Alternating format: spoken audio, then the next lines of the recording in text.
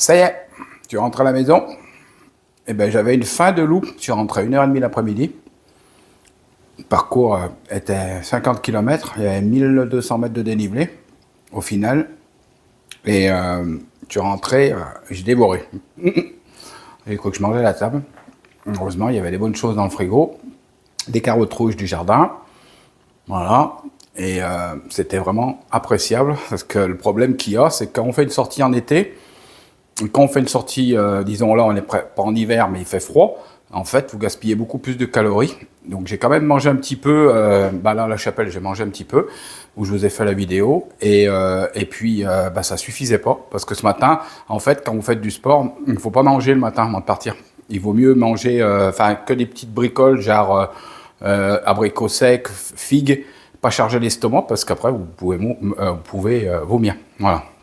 Donc, c'est un conseil que je vous donne. Moi, je pars pratiquement à jeun et après, je mange en cours de route pour que les aliments soient assimilés au fur et à mesure parce que sinon, ça charge l'estomac et du coup, ça va comprimer aussi les artères comme elles augmentent de volume. Elles vont comprimer les intestins, l'estomac et vous risquez de vomir. Voilà. Donc, moi, c'est mon truc, rouler presque à jeun. Et puis après, manger. Mais sauf que le souci, c'est qu'aujourd'hui, comme il faisait froid, eh bien, en fait, on perd plus de calories que d'habitude. Et je suis rentré, j'avais une fringale. C'était vraiment le moment de rentrer à la maison. Voilà. Donc, on fait des gros bisous aussi à Evelyne qui va se faire opérer. On a prié pour elle avec Antoinette. On fait des gros bisous aussi à Carole. On a su que, donc ça, c'est une abonnée très chère, une copine, un ami à Fiona, qui lui a envoyé un livre. Du coup, en fait, elle a quelqu'un qu'elle connaît qui s'appelle Carole et qui a un cancer du sein, une jeune fille de l'âge de Fiona, de 30 ans. Donc on a prié pour elle pour que vraiment cette maladie, maudit cette maladie, ces cancers au nom de Jésus-Christ, qu'il puisse partir. Un gros bonjour à Philippe aussi, j'ai vu qu'il était intervenu sur une autre chaîne pour dire que scandale parce qu'ils avaient parlé de Fiona. Bon, nous, on veut pas se battre, mais on remercie Philippe pour ce qu'il a dit. Ça nous a vraiment touchés. En tout cas, Philippe, la porte est ouverte à la maison. Donc, si jamais tu viens nous voir, ça sera vraiment avec un grand plaisir de partager avec toi sur tout ce que tu veux. Alors, je sais pas où tu es, peut-être de l'autre côté du monde, mais je pense que le Seigneur te ramènera près de chez nous. Voilà, on va dire comme ça. Voilà, en tout cas, merci pour vos commentaires, pour vos encouragements. On continue. Il y a des personnes qui m'ont appelé et j'ai prié pour une personne, on a parlé aussi de Dieu, mais après, j'ai d'autres personnes, en fait, j'arrive pas à les avoir. Donc, j'ai rappelé et puis les gens répondent pas et j'aurais voulu partager avec ces personnes. Il y a une personne qui m'a appelé et j'étais au travail. Écoutez, qu'elle puisse me rappeler, je crois que c'est Laure. Voilà. Donc, gros bisous à Laure, à Clémence, à Marthe aussi, qui a sa maman, on a prié pour sa maman. Voilà. Mon papa, je vous donne des nouvelles. En fait, il s'est fait opérer ce week-end. Voilà. Donc, fallait que je sois là parce que ma maman voulait que je monte. Fallait monter ma maman auprès de mon papa. Et donc, l'opération s'est bien placée. Donc, ils lui ont enlevé les cellules cancéreuses dans la vessie pour la première opération. Et la deuxième, ils ont enlevé des cellules qui étaient un peu plus haut dans l'urètre et ils l'ont raccordé à la vessie. Donc là, il souffre un peu à la maison, mais je l'appelle tous les jours et bon, il va bien. Il remontera vite la pente, je pense. Voilà. Donc ça, c'est des bonnes nouvelles. En tout cas, bon, mes parents ne sont pas croyants, mais Fiona les aimait beaucoup. Et Fiona m'avait dit, quand elle était malade, elle m'a dit, dès que je suis guéri, de toute façon, je veux leur parler du Seigneur à papy et mamie. Faut vraiment qu'ils viennent à Dieu et tout. Donc voilà ce qu'elle nous avait dit. Elle adorait ses grands-parents. Elle y allait une fois par semaine. Je vous ferai un petit film un jour pour vous montrer l'endroit où mes parents habitent et vous faire voir. Excusez-moi pour la main. Et vous faire voir où elle allait souvent. Et une fois par semaine, elle y passait. Et puis bon, des fois, elle faisait des TikTok avec son grand-père, se moquait un petit peu. Voilà. Donc je sais pas s'il y en a qui sont abonnés à TikTok de Fiona et vous verrez, elle avait fait des films même avec nous, elle faisait des vidéos avec Maëlle. Voilà. Et donc mes grands-parents, ma maman, ça lui a mis vraiment un grand coup. Mon père aussi sont très tristes et ils ont de la difficulté à remonter. On a vu qu'ils avaient pris un petit coup de vieux, on va dire. Voilà. En plus, ils ont 84 ans bientôt tous les deux. Ils ont 2 jours de différence. Et on va fêter leurs 60 ans de mariage. Et ça, c'est pas... comment dans notre société où on a appris plus aux gens à couper la corde plutôt qu'à défaire les nœuds. Et donc voilà, donc je vous invite plutôt à défaire les nœuds, à se pardonner l'un l'autre, à s'aimer tout simplement. Voilà, s'aimer, c'est aussi pardonner à l'autre, c'est revenir quand il y a un conflit. C'est vrai que plus on vieillit dans le couple et plus on se connaît et moins on a de conflits. Voilà, donc on a des fois des petits sauts d'humeur, ça c'est normal. Voilà, mais jamais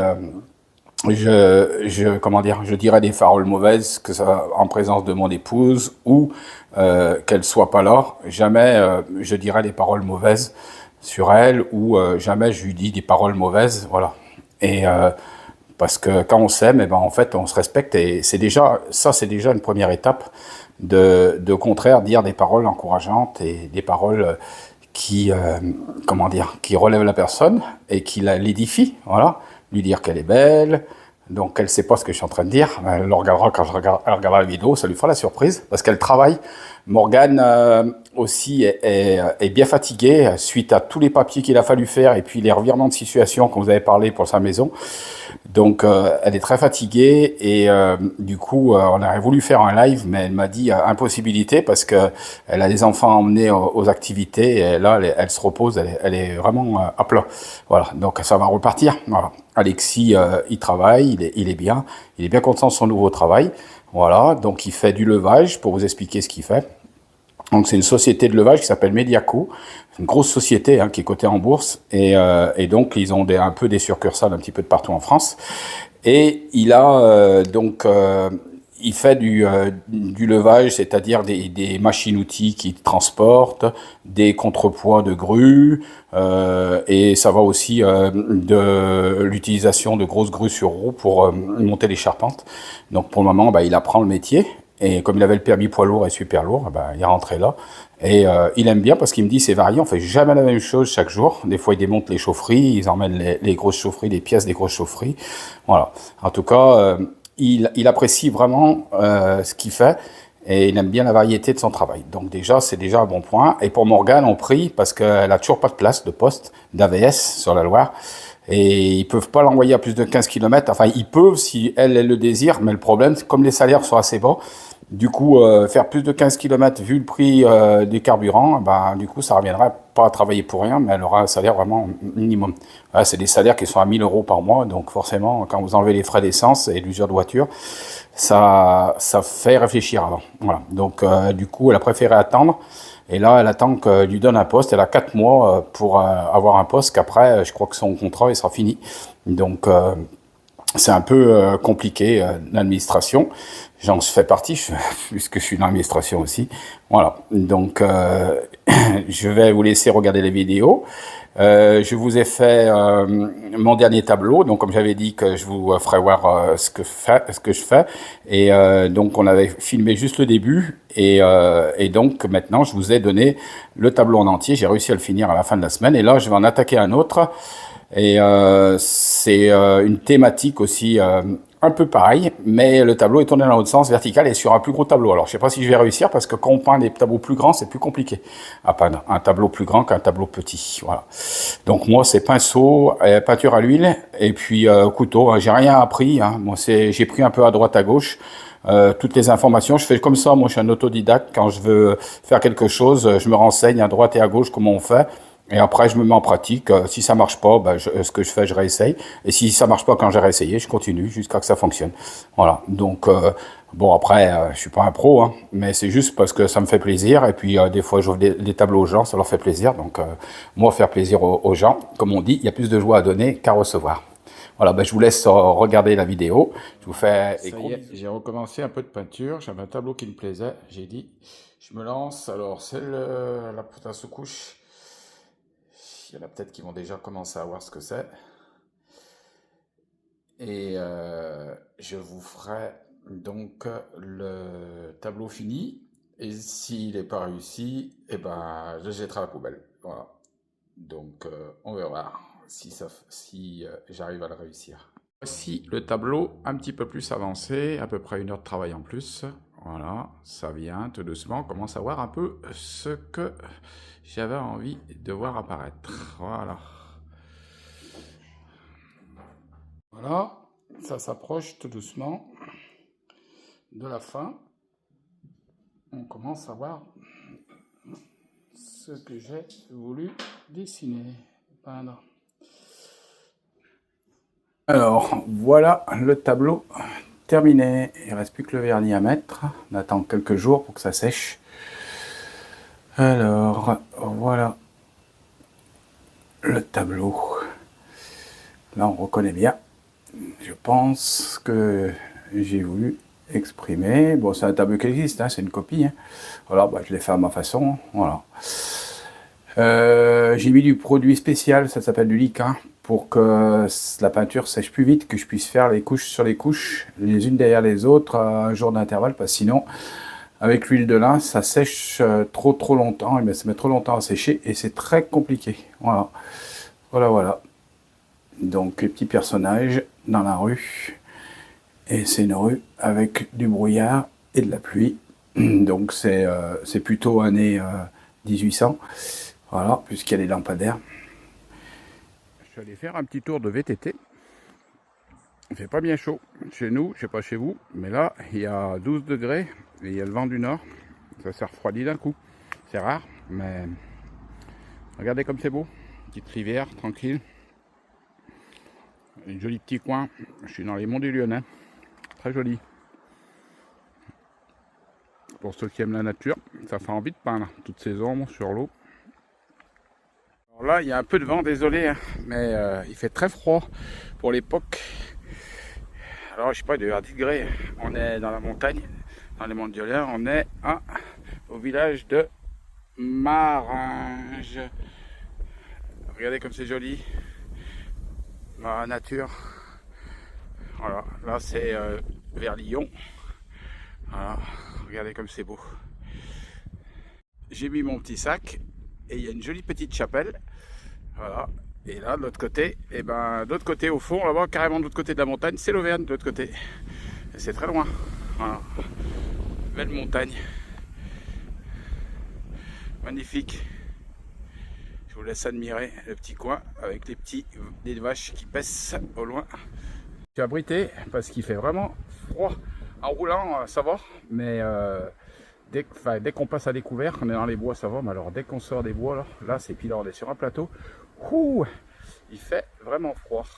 Ouais, j'ai dû faire déjà 700 mètres de dénivelé, il en reste 400, vous savez pas quoi, 50 bornes, ça pique quand même un petit peu, voilà, et vraiment le temps est couvert, je pensais qu'il y aurait un peu plus de soleil, mais avec le vent, ça fait toujours l'effet de froid, il y a un vent de 40 km/h, vent du nord, je sais pas chez vous quelle taille il fait, mais nous, il fait vraiment froid pour l'époque. L'année dernière, quand il y avait Fiona, elle a souffert, c'est ce qu'on disait. Elle a souffert de la chaleur à l'hôpital, il n'y avait pas de clim, elle souffrait, Bossaigne. Il fait chaud, chez elle il faisait chaud. Jusqu'à, allez, on va dire jusqu'au 6 ou 7 octobre. Après, il a fait plus frais. Mais alors, c'était une horreur. Et là, cette année, il fait frais. Voilà, alors que ça aurait été mieux cette année. Mais bon, c'est comme ça. On ne peut pas choisir. On ne choisit pas notre vie. Voilà. Et on ne choisit pas les épreuves qu'on va avoir.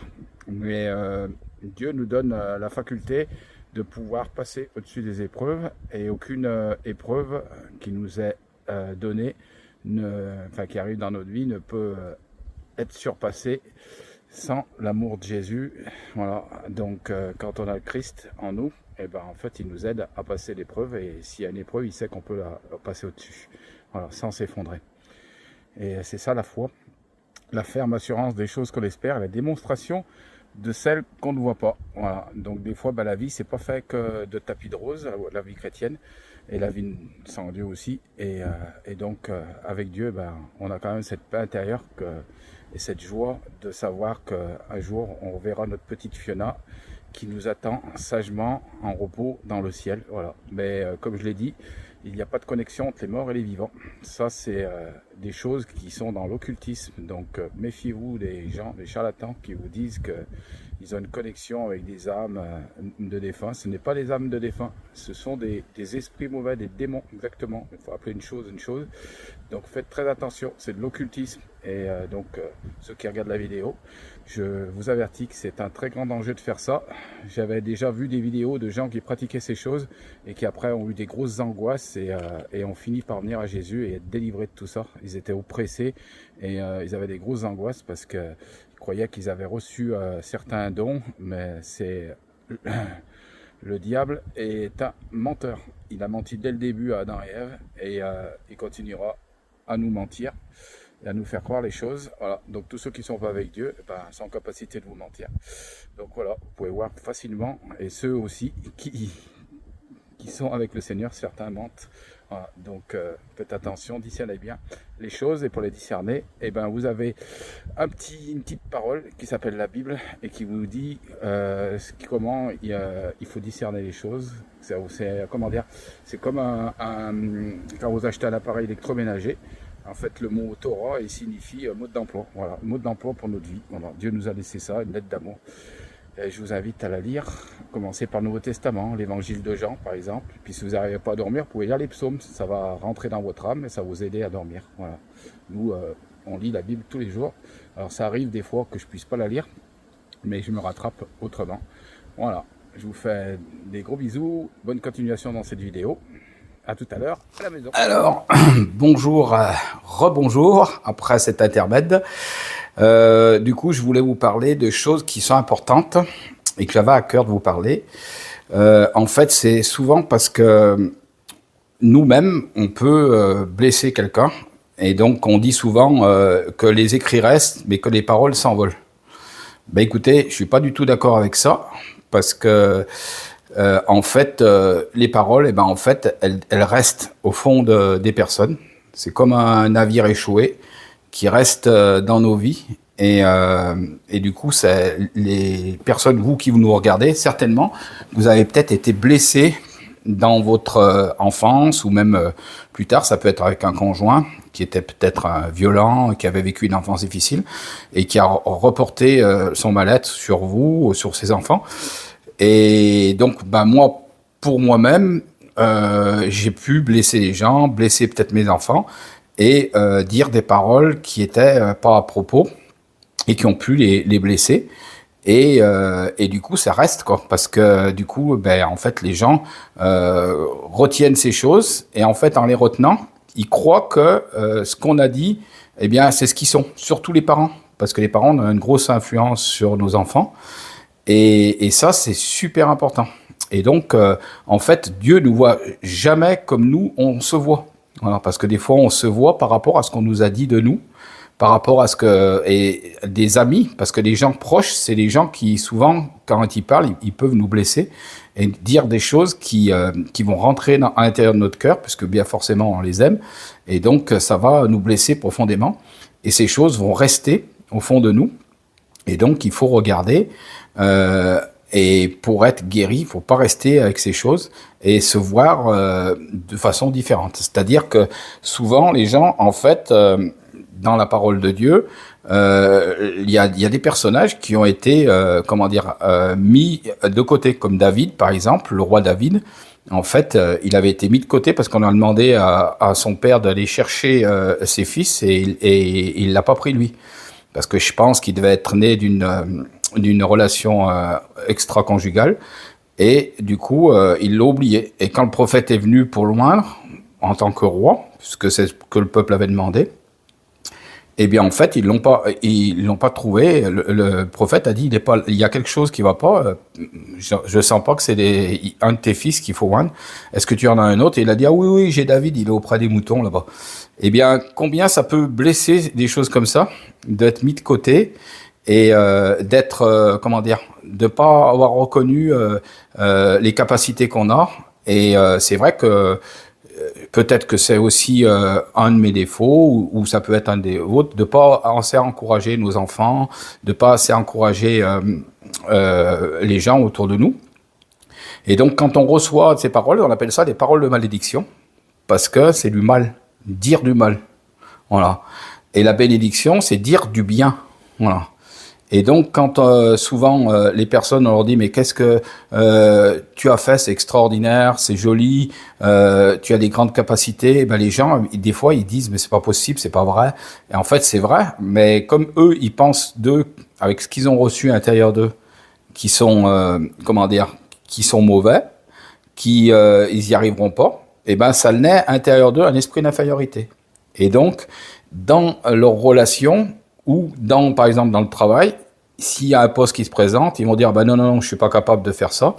Donc, ils vont pas postuler sur un poste qui pourrait leur aller, et parce qu'il y a un manque de confiance et s'il y a une destruction intérieure. Et Dieu ne nous voit pas du tout comme ça. Et Dieu nous dit que nous sommes des créatures merveilleuses et qu'il a des projets de bénédiction pour nous, non de malédiction. Voilà. Alors, tous celles qui nous regardent, je pense qu'il y en a beaucoup qui ont reçu, et je pense tous, on peut tous s'inclure. Alors, il y a des gens qui ont une capacité, une résilience, c'est comme un pare-choc de voiture. Vous savez, où vous avez un choc et on appelle ça des plastiques à mémoire de forme. Et le plastique reprend sa forme initiale, et le pare-choc. Et bien, en fait, c'est la même chose. Il y a des gens qui ont une capacité de dire non, non, ça, ce qu'on m'a dit, je le rejette. Et ils enlèvent cette chose tout de suite et ça reste pas. Mais quand c'est répété, et surtout par des parents ou surtout par des amis, eh bien, après, les gens, ça reste au fond d'eux et ils croient qu'ils sont ce que les gens pensent d'eux. Voilà. Et en plus, ça influence parce que dans des relations, quand ils vont pouvoir s'exprimer, eh ben ils vont toujours se mettre de ce que une personne aura dit ou le groupe s'il y a par exemple 7 personnes ou 6 personnes qui disent ça et qu'une qui dit le contraire, eh ben eux ils vont dire ce que disent les 6 autres personnes parce qu'en fait il y aura une sorte de peur d'être jugé et de pas être vraiment eux. Et souvent, les gens, ils n'arrivent pas à savoir qui ils sont vraiment. Mais parce qu'en fait, vous avez reçu des paroles de malédiction. Voilà. Ces paroles, en fait, il faut les effacer. Et pour ça, ça prend un temps. Il faut prier, déjà. Donc, si vraiment vous voulez m'appeler, il n'y a pas de problème. On peut passer un temps à prier, à parler de ça, de ce qui a pu vous arriver. Alors, le pire, c'est bien sûr les gens qui ont eu non seulement les paroles, mais les actes sur eux, sur leur corps. C'est-à-dire été frappés, tapés, et qui ont reçu aussi des coups, et le pire, des gens qui ont eu des attouchements et des viols, et il y en a beaucoup, voilà. Et moi, je me rappelle d'une fois, j'étais au travail, et il y a une personne qui était avec moi, il savait que j'étais chrétien, parce qu'on en avait parlé ensemble, et il m'a avoué qu'il avait eu des attouchements par justement un leader chrétien, un prêtre quoi. Voilà. Et du coup, il m'a confié ça et je dis on a prié ensemble pour qu'il y ait une guérison et il a pu pardonner et il m'a remercié. Voilà. Et voilà. Donc on sait pas des fois les gens ce qu'ils ont souffert. Et souvent il y a des gens, je les regarde et particulièrement certaines femmes qui se maquillent à outrance ou qui portent des vêtements comment dire très court, très provoquant. En fait, c'est pas qu'elles ont envie de provoquer, mais elles ont envie qu'on les voit et elles ont envie qu'on les regarde. Donc, on porte l'intérêt sur eux parce ils ont été mis de côté. Et on leur a pas donné de l'intérêt. Au contraire, on les a rabaissés. Et du coup, ça crée ça. Ou alors, les personnes que je parle du maquillage, souvent, il y a des personnes, elles ont des maquillages, je veux dire vraiment marqués avec beaucoup de fard, beaucoup de maquillage. Et c'est en fait inconsciemment, c'est comme un masque. En fait, ils cachent leur nature, leur blessure. Et ils disent voilà, je me maquille, donc je suis une nouvelle personne. C'est ce que je veux donner comme image aux gens qui me regardent, mais derrière, à l'intérieur, c'est une tombe. Voilà. Donc, j'avais à cœur de vous parler de ça, et je pense qu'il y a beaucoup de personnes qui souffrent de ça, et ça crée des complexes d'infériorité, ça crée des choses, et souvent, c'est des choses qui sont pas fondées. On croit, et du coup, on a cru ce qu'on nous a dit. Et donc, c'est faux. Voilà. Et nous aussi, on peut blesser, et j'ai certainement blessé mes enfants, je le dis, j'ai pu les blesser, voilà. Et on n'est pas parfait, mais on aspire à s'améliorer et à prendre nos erreurs pour pas les recommettre. Voilà. C'est comme les voitures, comme je dis souvent, le pare-brise, il est très grand, et les rétros, ils sont tout petits. Donc, les rétros, c'est ce qui nous permet de regarder derrière et de pas refaire une erreur, c'est une voiture qui double. Et le pare-brise, par contre, il est très grand, donc ça veut dire que la majorité de ton temps, tu dois regarder devant et pas regarder dans ton passé. Ne pas laisser ton passé ou ce que tu crois être influencer ton avenir. Voilà. C'est ce que je voudrais te laisser sur cette chaîne aujourd'hui. Et donc, si tu as envie de parler de ça, si il y a des gens, c'est difficile de parler parce que ils ont tellement vécu des choses terribles. Là, j'avais eu une abonnée qui m'avait écrit, qui m'avait parlé. Au début, elle m'écrivait parce qu'elle n'arrivait pas à me parler, elle se reconnaîtra. Et elle avait vécu des choses horribles, voilà, donc des attouchements, des choses comme ça, viol. C'est terrible, quoi. Donc après, c'est sûr qu'une personne comme ça, par rapport aux hommes, elle va avoir une image de l'homme qui est complètement voilée, quoi. Et alors qu'il y a des hommes qui sont sincères, qui sont bien, et il y a des hommes qui sont mauvais et méchants à l'intérieur. Donc ça vient de l'intérieur de l'homme. Voilà. Et qu'est-ce qui habite dans l'intérieur de l'homme? Eh bien, le mal. Donc, et quand Jésus vient, il vient habiter à l'intérieur, il enlève le mal qui est à l'intérieur, et on n'a plus les mêmes pensées, parce qu'on a les pensées de Christ, donc on a envie de faire du bien, et jamais moi je pourrais faire du mal à quelqu'un, quoi. Parce que faire du mal à quelqu'un, lui prendre quelque chose qui ne m'appartient pas, ou porter préjudice par la parole aussi, ça c'est vraiment quelque chose que je peux pas faire. Voilà, parce que ça détruit la personne et ça l'amène pas même si la personne n'est pas là. Parler, mais la parole de Dieu, elle dit que c'est comme l'oiseau, il emmène ta pensée vers la personne. C'est-à-dire que tu poses des fardeaux sur la personne. Tu es en train de bloquer la personne en disant des choses comme ça. Et ça, c'est une des pratiques de la sorcellerie. La sorcellerie fonctionne comme ça, en jetant des sorts, en jetant des paroles de malédiction. Mais Dieu n'est pas le Dieu de la sorcellerie, il est Dieu de la bénédiction, il est le Dieu de la paix et il est le Dieu de la joie. Voilà. Donc, comme je le dis souvent, la joie du Seigneur est ma force, même si je passe par l'épreuve, même si on a été éprouvé jusqu'où on n'aurait pas jamais pensé être éprouvé, mais Dieu nous donne de passer au-dessus de cette épreuve, voilà, et de pouvoir justement vous aider, prier pour vous parce qu'on vous aime et que moi j'ai que des gentilles personnes qui m'appellent. Vous êtes vraiment aimables et ça me fait vraiment plaisir. Voilà, quand dans la rue, même des fois, ma fille a rencontré des personnes au magasin, on les salue et ils lui ont dit: ah mais vous êtes Morgane, on vous a reconnu de la chaîne de Fiona, et ça fait vraiment plaisir. Ma femme aussi a été interpellée dans la rue par une abonnée. Voilà, donc c'est toutes ces choses qui font que voilà, on a envie de vous aider, envie de ce que pas une religion. Parce qu'une religion, en fait, il y en a 10 000, et puis c'est des rites qu'on fait et on ne sait pas à quoi ça sert. Moi, j'en avais une qu'on m'avait enseignée au départ, mais ça m'a servi à rien du tout, quoi. Parce que je voyais les gens faire des rites, faire des choses, mais je ne savais pas à quoi ça correspondait. Mais quand on m'a prêché la parole de Dieu, la Bible, c'est pour ça que je vous invite à lire la Bible, parce qu'il y a la Bible, il y a la vie dans la Bible, et à ce moment-là, j'ai ressenti la présence de Dieu. Et c'est à ce moment-là que je me suis repenti, que j'ai pleuré sur mes péchés et que j'ai vu que j'étais un mauvais garçon et que Jésus, par contre, il m'avait pardonné et j'ai pleuré sur la beauté de son amour. Voilà. Donc, de toute façon, vous ne pouvez pas empêcher Dieu de vous aimer parce qu'il vous aime, c'est sa nature d'aimer. Par contre, vous pouvez vous empêcher d'être heureux et de rencontrer cet amour, l'amour de Jésus, se manifester sur vous. Voilà. Et ça, c'est terrible, parce que ne pas connaître Christ et ne pas le remercier pour ce qu'il a fait pour vous sauver sur la croix, par son sang précieux. Voilà, parce qu'une personne me dit: mais pourquoi on peut être sauvé? Je dis: parce que, en fait, c'est le sang. Dans la Bible, il y a le sang qui circule tout le long de la Bible, où ça parle du sang de l'alliance, du sang qui a été versé par des agneaux au départ, dans la loi mosaïque, dans la loi. Et après, par la suite, c'est Jésus qui est venu remplacer cet agneau. Et pourquoi Jésus? Parce qu'il était parfait. Donc si quelqu'un est parfait, c'est qu'il est Dieu. Parce qu'il ne peut pas être parfait. Et Dieu, la Bible dit qu'ils ont trouvé personne pour pouvoir prendre la place de Christ. Et c'est Christ, en deuxième Adam, qui est venu racheter la faute d'Adam, tout simplement, et vous pardonner par son sang. Parce que comme ça, on est sauvé par grâce, par le moyen de la foi. Parce que si on était sauvé par les œuvres, on se glorifierait. La Bible, elle dit que, justement, afin que vous ne puissiez pas vous glorifier. Donc, comme moi je disais, quand tu as des personnes qui sont en prison, en fait, je leur dis, si demain, il y a le président de la République qui fait un courrier, et ça s'appelle une grâce présidentielle, et qui vous dit demain, vous sortez, le papier, il arrive, et vous sortez. C'est la même chose pour vos péchés. Vous ne le méritez pas. Personne ne le mérite. Tous ont péché et sont privés de la gloire de Dieu. Mais, par contre, vous êtes pardonné au moment même où vous demandez pardon pour vos péchés à Jésus du fond de votre cœur et où le Saint-Esprit, une fois qu'il a vidé la poubelle, vient habiter en vous. Voilà. Donc c'est ce que je vous invite à faire.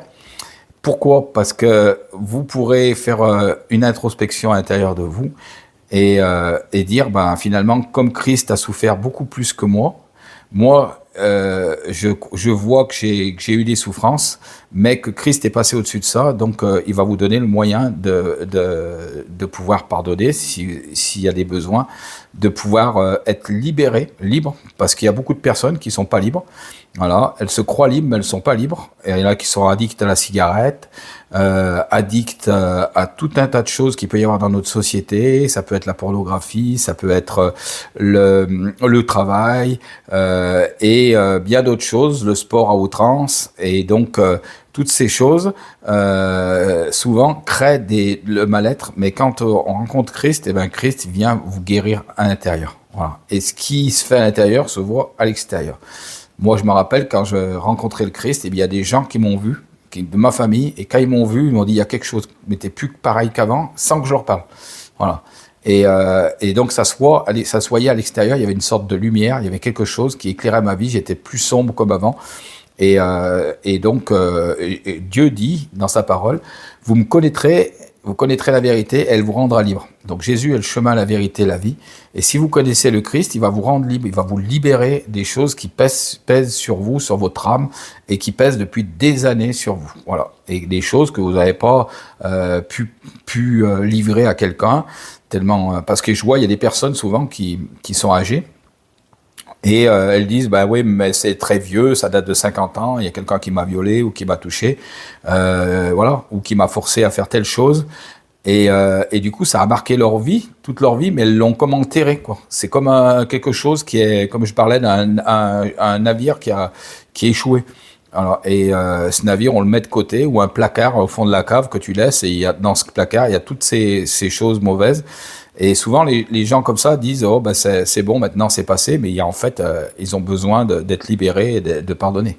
Voilà. Donc, si c'est votre cas, eh bien, vous avez un avocat auprès du Père, Jésus-Christ fait homme. Voilà. Pour ça que, comme il était pur, sans faute, c'est ce que dit la Bible, sans péché, et c'est le seul qui pouvait nous sauver. Voilà. Il n'y a pas d'autre personne que Dieu qui peut nous sauver. Jésus-Christ est Dieu à cause de son sang qui est parfait. Et aucun homme ne pouvait, parce qu'on est tous nés d'une semence corruptible, on est par reproduction, alors que Jésus a été mis dans le ventre de Marie.